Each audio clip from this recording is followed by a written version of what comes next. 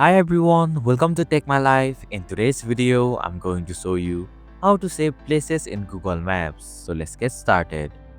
First, open the Google Maps app on your device. In the search button at the top, search for the location that you want to save. Once the place that you are looking for appears in the search results, simply tap on it. Here you can swipe right and find the save option.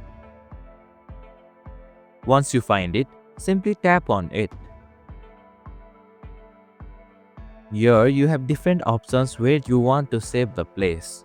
Select the options that you prefer. Finally, tap on the Done button to save the changes. And this is how you can save places in Google Maps. Thank you for watching Take My Life. Hope this video was helpful. If it was, then hit the like button and comment down if you have any questions or feedback. Also, if you are new to our channel, please subscribe and hit the bell icon so that you won't miss our upcoming videos.